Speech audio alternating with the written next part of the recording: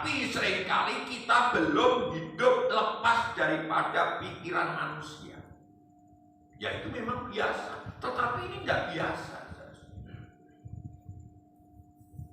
Ya, pengalaman-pengalaman kita sebagai anak-anak Tuhan itu sudah cukup kita percaya dan berserah kepada Tuhan. Saudara, ini hal yang harus kita lepaskan sebenarnya. Ya, kita seringkali masih memakai pikiran manusia, seringkali kita masih dipengaruhi dengan teman-teman kita. Ya, ini hal yang tidak bagus.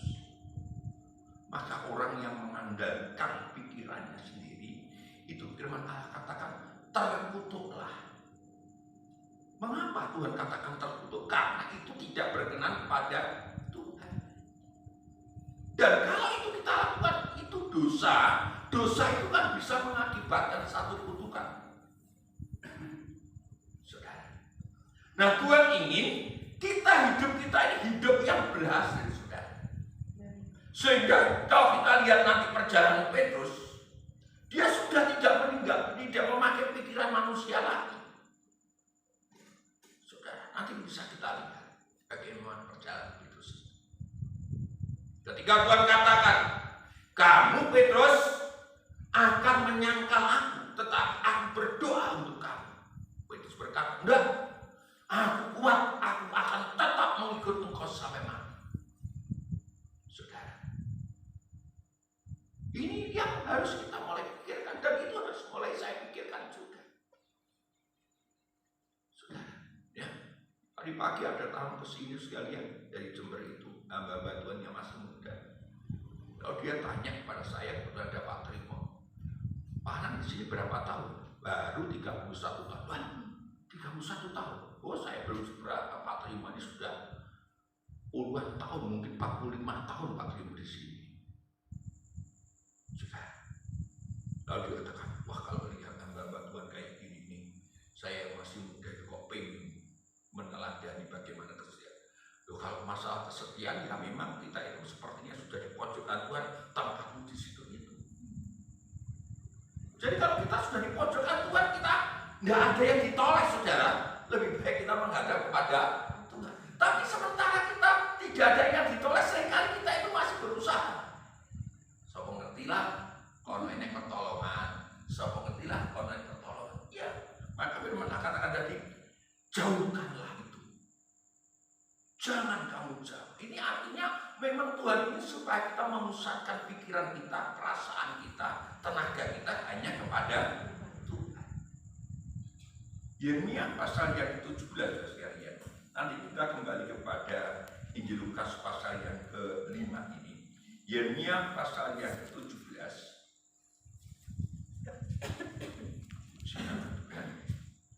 Ya, kita semakin hari semakin dekat dengan Tuhan, semakin hari hidup kita semakin disucikan oleh Tuhan. Ya. Yeremia pasal yang ke-17 ayat 5 sampai dengan ayat yang ke-9.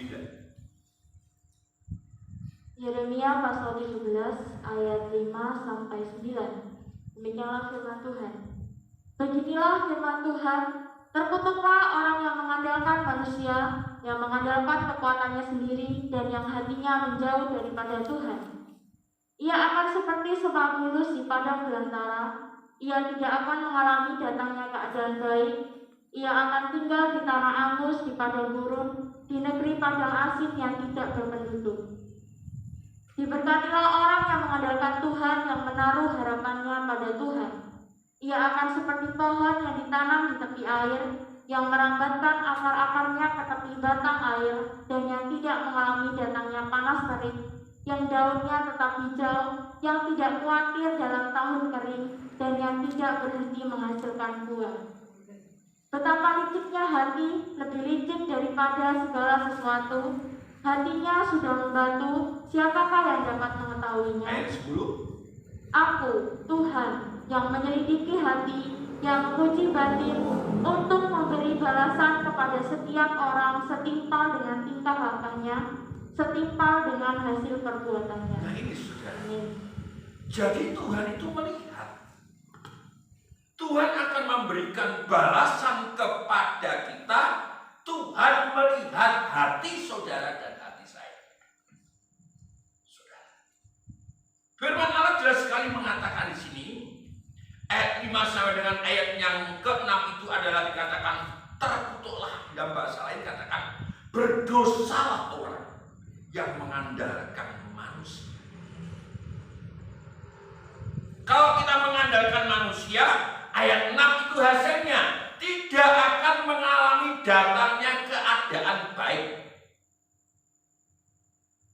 Saudara, ini yang mengakibatkan Petrus itu sadar bahwa dikatakan pergilah daripadaku Tuhan, sebab aku ini orang berdosa.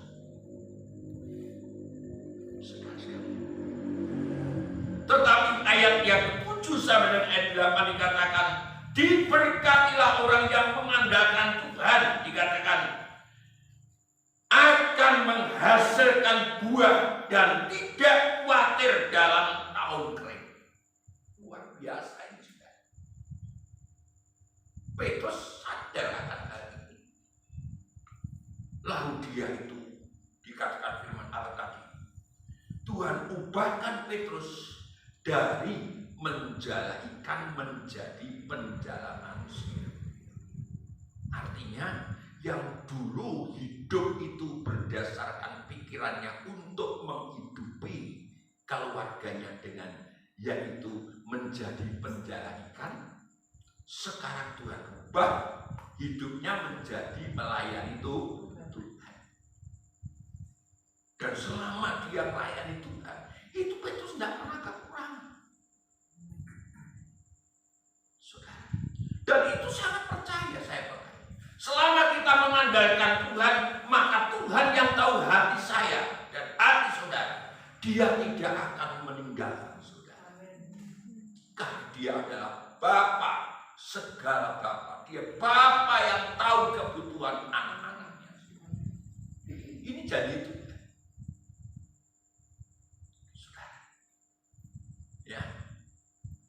Petrus dikatakan di situ tuh, dia menanggalkan segalanya, meninggalkan segalanya, lalu mengikut Tuhan. Saudara, kita baca Lukas pasal yang ke-22, Lukas pasal yang ke-22 sekalian. Ayat 31 sampai dengan 34. Lukas pasal 22 ayat 31 sampai 34. Demikianlah firman Tuhan. Simon, Simon, lihat, iblis telah menuntut untuk menampi kamu seperti gandum. Tetapi aku telah berdoa untuk engkau supaya imanmu jangan gugur. Dan engkau, jikalau engkau sudah insaf, kuatkanlah saudara-saudaramu. Jawab Petrus, Tuhan, aku bersedia masuk penjara dan mati bersama-sama dengan engkau. Tetapi Yesus berkata, aku berkata kepadamu Petrus, hari ini ayam tidak akan berkokok sebelum engkau 3 kali menyangkal bahwa engkau mengenal aku. Iya, perhatikan saudara. Ya, betapa dahsyatnya firman Allah itu. Ya, Tuhan itu tahu hatinya Petrus. Ketika Tuhan mau masuk di dalam penderitaan, maka Tuhan sudah memberikan nasihat kepada Petrus. Seharusnya kalau dia tahu pengalamannya, dia katakan dia terima kasih Tuhan atas doa-doa yang engkau berikan kepada. Bukan lalu mengatakan, aku bersedia masuk penjara, mati bersama-sama dengan engkau. Bukan begitu. Kekuatan kita itu sangat terbatas. Kepandaian kita itu sangat terbatas. Terlebih ketika kita itu melawan kuasa iblis. Kekuatan manusia tidak bisa melawan kuasa iblis itu. Yang bisa melawan kuasa iblis adalah Tuhan dan di dalam doa dan firman Tuhan.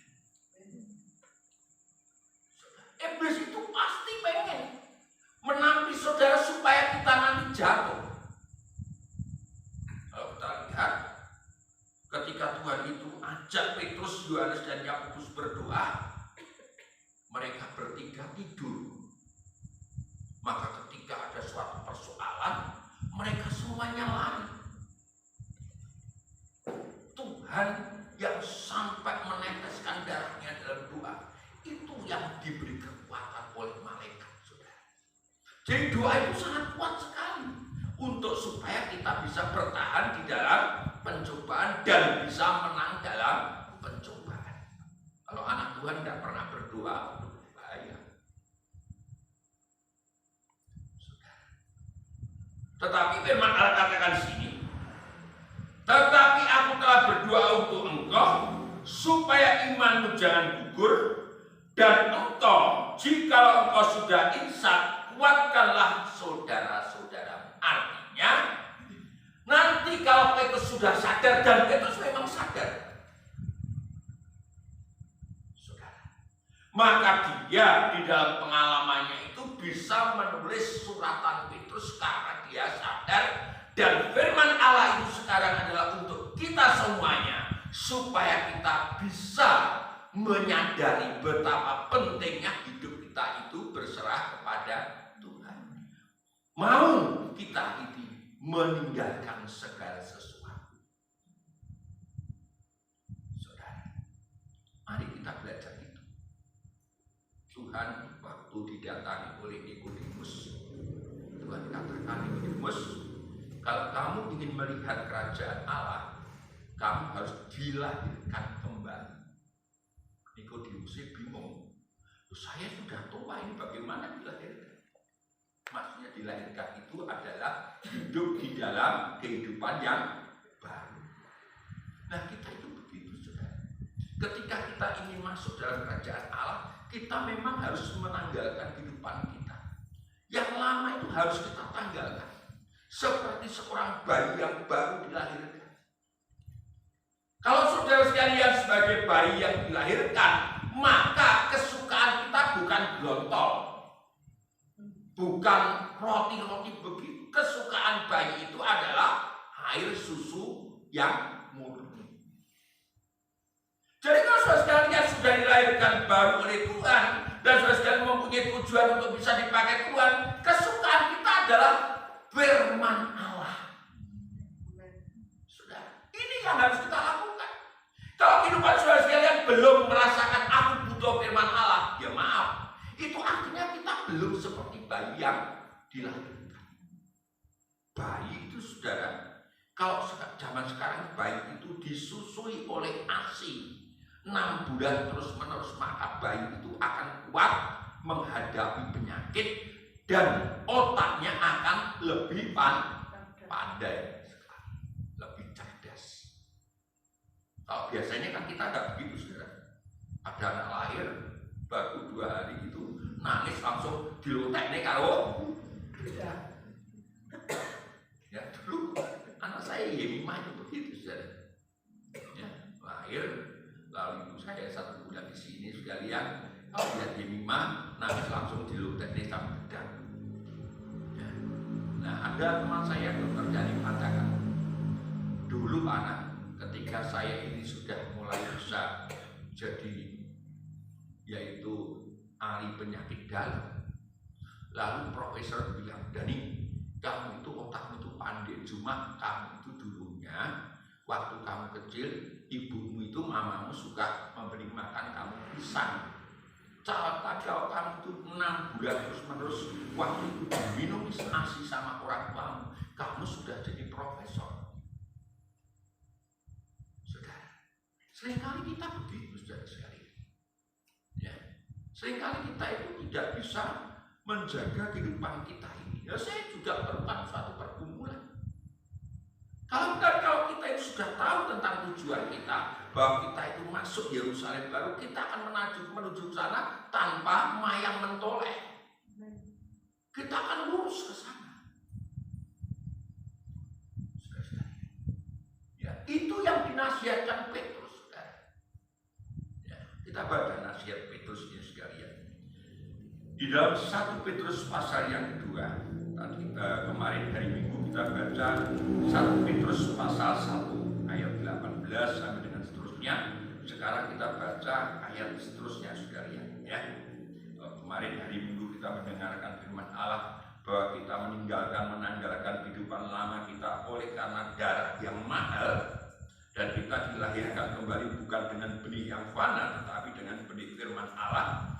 Sekarang kita baca pasal 2 ayat 1 sampai dengan ayat yang ke-5, sampai dengan ayat yang ke-6. 1 Petrus pasal 2 ayat 1 sampai 6. Demikianlah firman Tuhan. Yesus Kristus batu penjuru. Karena itu, perhatikan di sini saudara. Kata-kata karena itu adalah ayat atasnya. Jadi karena ayat atasnya itu memberikan janji kepada kita sangat luar biasa, maka Rasul Petrus yang sadar itu mengatakan begitu. Ayat pertama lagi, ulangi lagi. Karena itu buanglah segala kejahatan, segala tipu muslihat dan segala macam kemunafikan, kedengkian dan fitnah. Dan jadilah sama seperti bayi yang baru lahir, yang selalu ingin akan air susu yang murni dan yang rohani, supaya olehnya kamu bertumbuh dan beroleh keselamatan, jika kamu benar-benar telah mengecap kebaikan Tuhan. Dan datanglah kepadanya batu yang hidup itu, yang memang dibuang oleh manusia, tetapi yang dipilih dan dihormat di hadirat Allah. Dan biarlah kamu juga dipergunakan sebagai batu hidup untuk pembangunan suatu rumah rohani, bagi suatu imamat kudus, untuk mempersembahkan persembahan rohani yang karena Yesus Kristus berkenan kepada Allah.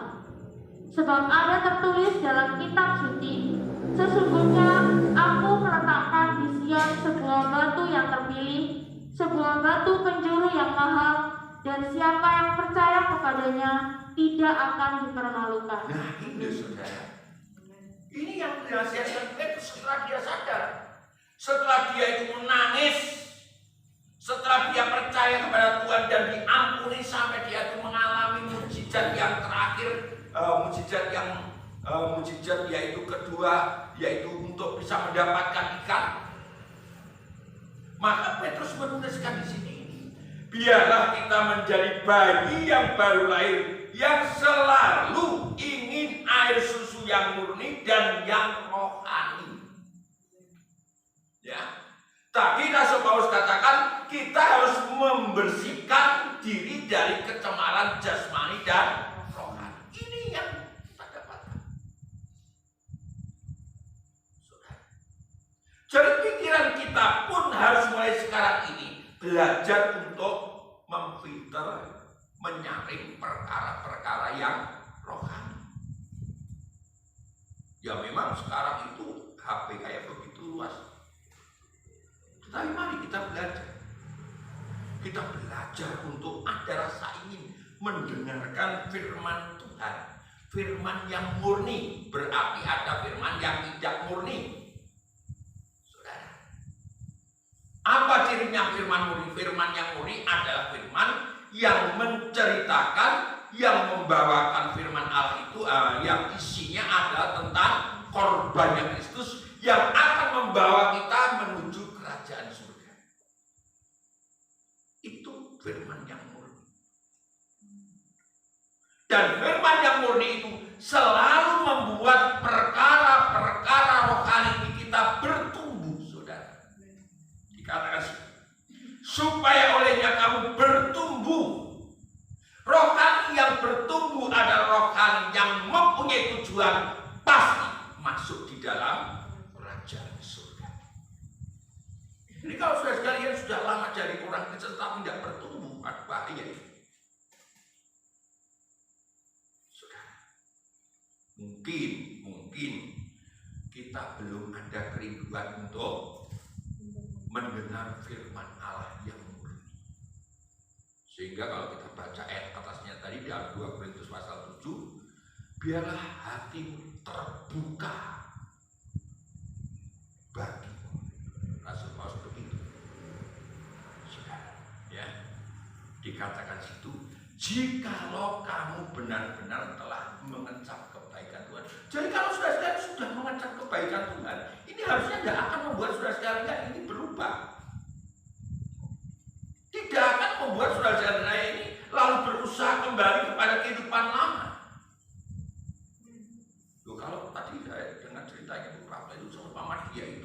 tidak percaya Tuhan, kalau tidak percaya Tuhan, ojo-ojo disantet aku itu. Ya, pasti sudah. Kayak apa-apa loh, kecatar gitu. Terus apa ya? Wah, dikirim tolong ya. Tapi untungnya enek waktu. Oh, tibanya enek waktu. Sing penting enek mobil atau gimana? Nah, itu sudah. Kalau ini budi itu sudah malah jadi berkat mungkin. Iya, ya. Saya dulu sekalian waktu di Klaten itu kan begitu, ya.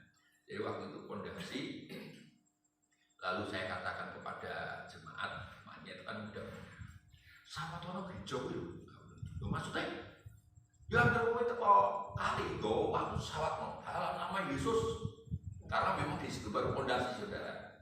Jadi tak suruh ngumpul batu, ya, tak suruh ngumpul saudara sekalian. Dalam nama Yesus, biar batu ini nanti menjadi bangunan. Amal jadi. Iya, ya.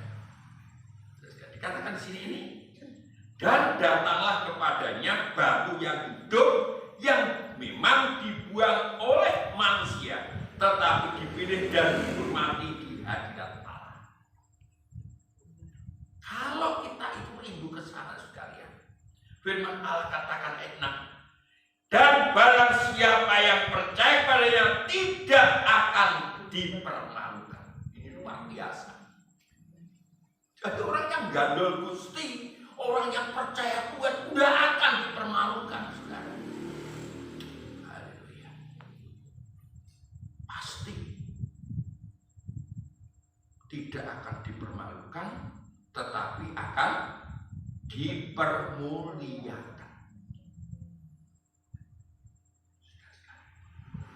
Mari kita percaya, saudara.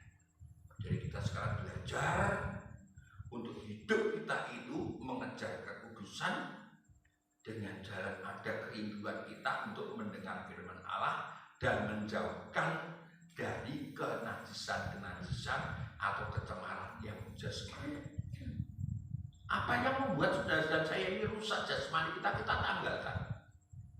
Ya, mungkin saudara sekalian tidak merokok, tetapi saudara sekalian sampai kecanduan, ya, aku nih orang makan bakso hujan awak, makin lama nanti saudara sekalian juga akan merusak tubuh saudara. Ya, itu betul saudara. Hal-hal yang terlalu banyak itu nanti akan merusak. Oh kalau gitu saya merokok tapi sedikit-sedikit om ya, udah bisa. Orang itu merokok itu memang pertama dari sedikit, tapi lama-lama menjadi mungkin. Iya, sudah. Itu pengalaman saya. Itu pertama belajar merokok dulu itu sekalian. Agar merokok itu teles tak cuil. Tanya teman-teman, kok merokok dulu kan belum ada rokok gabus itu belum ada, sudah rokok itu repek gitu. Jadi rokok itu dicuil sesuai kan. Ya. Dari merokok itu terus kita biasa nih merokok itu tinggi, saya ini sapa, baru dikurangi, baik wong, liyo. Saya kalau dengan masyarakat itu lagi, tadi itu kalau kurangi, gimana tuh buat masyarakat? Dia kurangi baik edi. Tapi sekarang sudah nggak ngerokok sudah, jadi kandani besar, kandani yang ketika kandani ngerokok sama penyakit. Cuma di sini ya gitu sekalian, saya senang sekali ya, ada perubahan. Ya, si biasa merokok, saya tidak merokok, makan permen. Sehingga kadang-kadang di kursi-kursi itu sudah diblusuk-blusuk ya Pak, bungkusnya permen. Jadi kalau saya tidak di situ kan, ya, dapat berkat bungkusnya permen. Daripada bungkusnya rokok lebih baik bungkusnya permen. Ya, tapi itu harus kita mulai tinggalkan. Harus mulai tanggalkan. Dulu itu ada orang yang gitu ya, datang ke gereja tak ingat itu ya, enak titip. Jadi titipan itu bukan titipan sandal, kalau ke gereja titipan susul. Jadi di sana nanti ada titip susul. sepuh, pulang gereja bingung. Loh iya sekalian ya. Ngatus ini apa ngatus ini kita? Ya. Puji Tuhan ya. Kalau buahnya berubah, saya senang sekali ya. Tapi Tuhan ingin supaya kita semakin berubah. Karena apa? Karena kedatangan kerajaan surga itu semakin dekat. Kalau kita itu sudah bersama dengan Tuhan, maka Tuhan itu seperti naungan. Saudara, coba kita baca sekalian Wahyu pasal 21. Wahyu pasal yang ke-21 sama ini saudara sekalian ya. Apa yang dikatakan oleh firman Allah tadi itu dalam 2 Korintus saudara sekalian ya. Puji nama Tuhan. Wahyu pasal yang ke-21 saudara sekalian. Ayat yang ke-6 sampai dengan ayat yang ke-5 sampai dengan ayat yang ke-8. Ya, tolong dibacakan. Wahyu pasal 21 ayat 5 sampai 8. Kita baca ayat 3 dulu. Ayat 3, demikianlah firman Tuhan. Lalu aku mendengar suara yang nyaring dari takhta itu berkata, lihatlah, kemah Allah ada di tengah-tengah manusia dan ia akan diam bersama-sama dengan mereka. Mereka akan menjadi umatnya dan ia akan menjadi Allah mereka. Ayat 5. Ia yang duduk di atas takhta itu berkata, lihatlah, aku menjadikan segala sesuatu baru. Dan firman-Nya, tuliskanlah karena segala perkataan ini adalah tepat dan benar. Firman-Nya lagi kepadaku, semuanya telah terjadi. Aku adalah Alfa dan Omega, yang awal dan yang akhir. Orang yang haus akan kuberi minum dengan cuma-cuma dari mata air kehidupan. Barang siapa menang, ia akan memperoleh semuanya ini, dan aku akan menjadi Allahnya dan ia akan menjadi anakku. Nah, sama saudara ayat 8. Tetapi orang-orang penakut, orang-orang yang tidak percaya, orang-orang keji, orang-orang pembunuh, orang-orang sundal, tukang-tukang sihir, penyembah-penyembah berhala, dan semua pendusta, mereka akan mendapat bagian mereka di dalam lautan yang menyala-nyala oleh api dan belerang. Inilah kematian yang kedua. Nah, hari ini saudara ya, jadi kita pusatkan sekarang pikiran kita, jasmani rohani kita arahkan terus. Tumbuhkan dalam diri saudara sekalian ada rasa rindu untuk mendengar firman Allah yang murni, supaya kita terus bertumbuh rohani kita, dan Tuhan tidak akan mempermalukan kita. Nanti orang lain akan katakan, kok iso ya wong Kristen